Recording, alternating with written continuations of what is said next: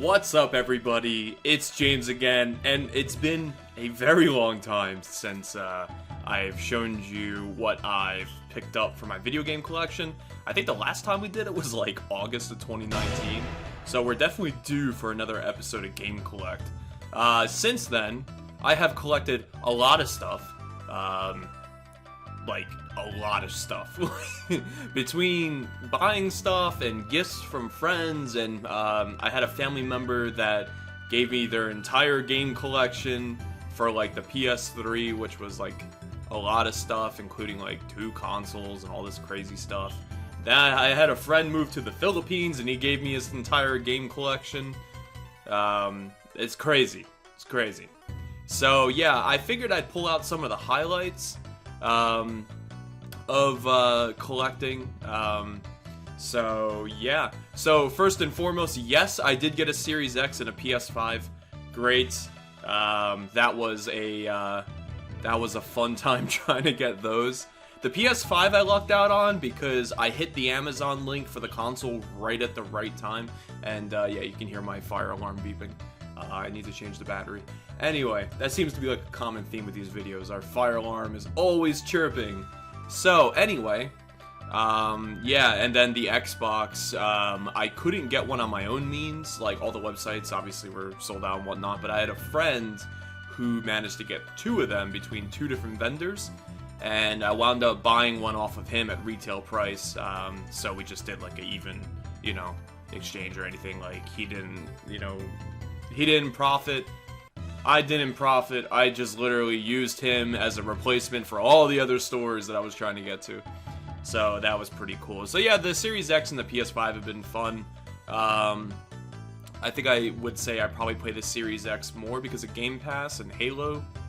But yeah, so... but the PS5, I've already beaten Shenmue 3 on it and whatnot. Anyway, that's the whole thing. So yeah, let's get into the pickups here. And first and foremost, I've been like getting a lot of console mods. Since the last video, I've gotten a DC Digital, I've gotten a GCHD Mark II, and I've gotten the GC Loader, which I can literally just show you. So here's the GCHD Mark II from Eon there, and then inside here we have the GC Loader, and I also have the 3D printed laser bear mount for the SD reader.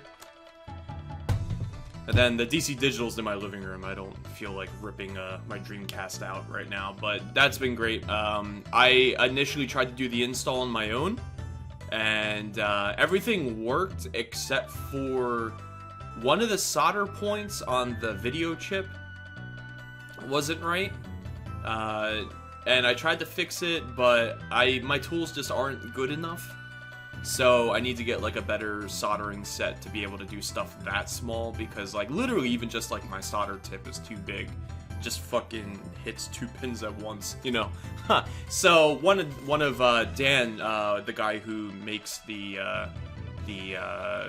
stuff for the DC Digital, he has a list of trusted installers on his website, and one of them actually lives really close to me, so I had hired him to help me finish the installation, which he did an amazing job.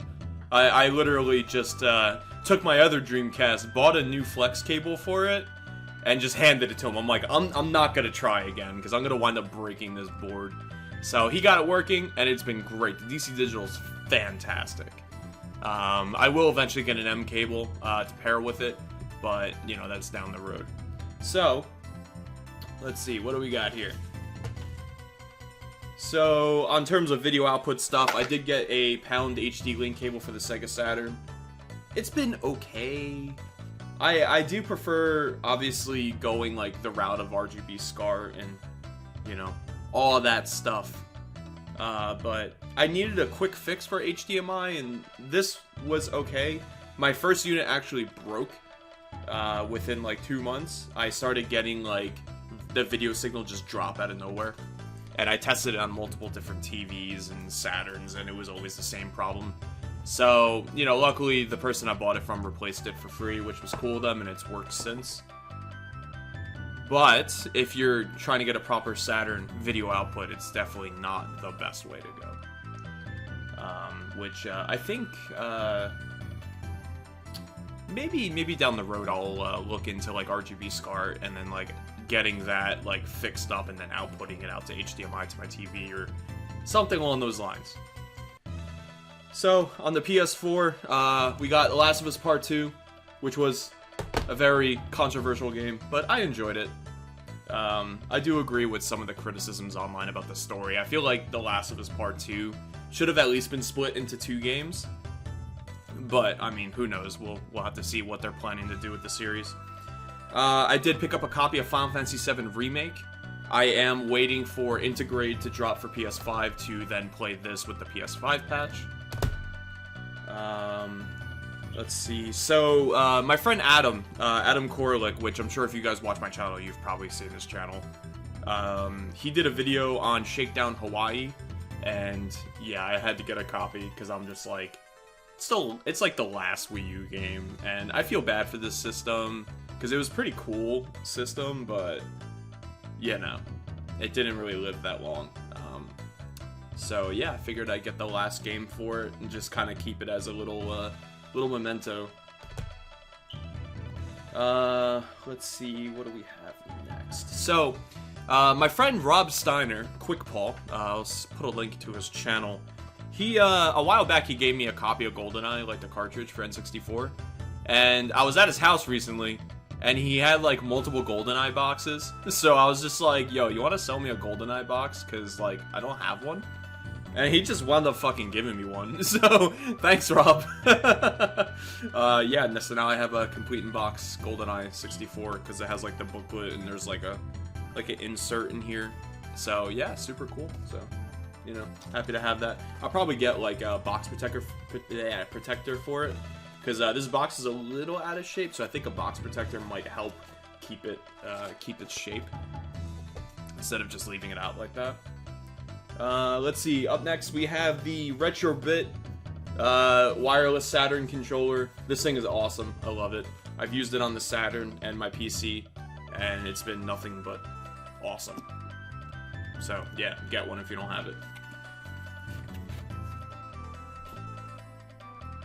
Speaking of controllers, I also picked up the Retrobit, I can't speak today, Retrobit Tribute 64. I actually did an unboxing of this quite a while back, and yeah, this controller's been pretty cool. I wouldn't say it's the best N64 controller I've used. I mean, obviously, like, this is kind of a recreation of the Hori N64 controller, but like, if you pair this next to a Hori controller, I still think the Hori wins by just a little bit. But yeah, so super cool. I'll probably pick up a wireless version once I actually, I don't know if the Tribute has a wireless controller. I know there's something, but I don't remember while I'm recording this, but yeah. Having this in wireless would be perfect. I mean, with the exception of whatever inherent input lag you get, but the games that I play, input lag, it doesn't really matter. So next on our list, I got a copy of Tempest 4000 for the Series X, or, well, technically Xbox One, but I played on the Series X. Haven't played it yet. It was like $5, so I'm like, why not? Just add it to the shelf, you know? And then also for the Xbox, I picked up a copy of Mortal Kombat 11 Ultimate, just because I do have it for Steam. Like, I've had it since day one. Well, the original game. And then eventually I just picked up Ultimate for the Xbox. Literally just 100% the achievements. MK11 is pretty much near its end at this point, which is kind of sad. I did like the game. Like, at first I didn't, because the grinding was just so ridiculous. And eventually I liked it, but I thought Aftermath was a really dumb story, if I'm gonna be completely honest. It was like the most predictable Mortal Kombat story you could have ever written. Because it was like, oh, is Shang Tsung gonna betray us? It's like, yeah, he is. Like, that's the nature of his character. So the whole time I'm just sitting there waiting, like, when is he gonna screw us over? Oh, he just screwed us over, you know? I would say it's pretty cool that you got, like, the 2 different endings to see how the outcomes would have been, so that was cool. But, it was, you know. Here's a fun one. Yeah, I did buy Cyberpunk. I played it for 2 hours. The game was so glitchy when I played it day one that I literally just stopped playing it. So hopefully they fix it. But hopefully they fix it. We'll see. Because, like, if it was just not so buggy, there's a good game there, you know? Like, I'm not gonna deny that the game isn't, like, beautiful and there's some cool stuff about it, but, you know, it just wasn't ready. So shame on management for releasing that game. You know? And like, the apology video that, the guy made where he, you know, he was like, despite good reviews on PC, nah, bro. Dude, PC version was pretty buggy, too. And then they're like, we didn't discover the bugs that you got, and I'm just like, how? You literally play the game for 10 minutes and you have a character flying through your car model, like, it's oh man.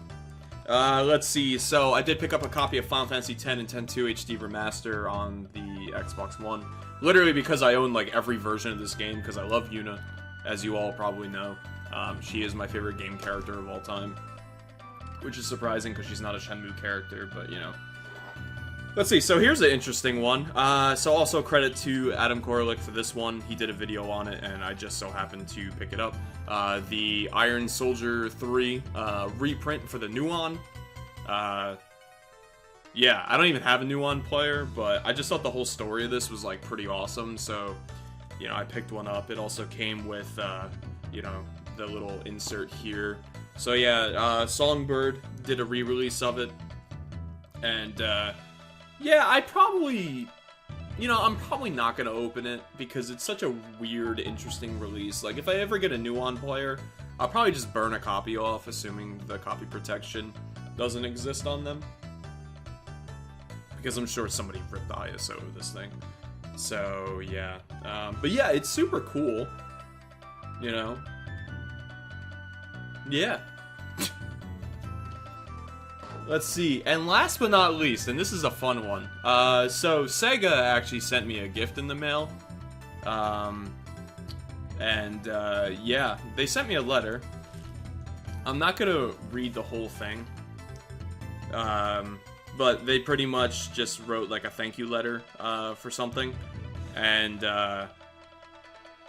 it says like, please find included the set of 7 Sega Forever console pin badges. And, yeah, I mean, here's the, you know, letter. And yeah, so here, I'll show you the console badges. So, this is the Sega Forever console pin set. And, here we have the, Mega Drive. I don't know how well you can actually see that, because my light's just shining on it. Here we have the Dreamcast with the European logo. I don't know if there's a variant of some of these pins because the logos have different colors. Here's the Master System. Here is this is a Model 1 Saturn.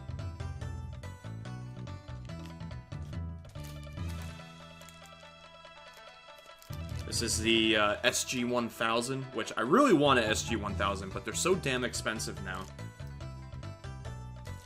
And I'm not gonna buy one for that price. Here we have a Game Gear.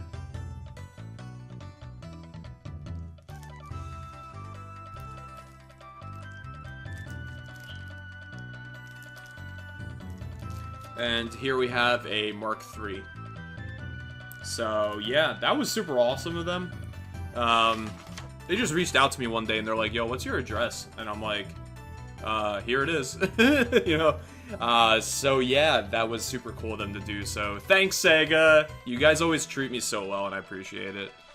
Anyway, so that's oh wait, no, I still have 2 more. So next up on our list, this was actually my Kickstarter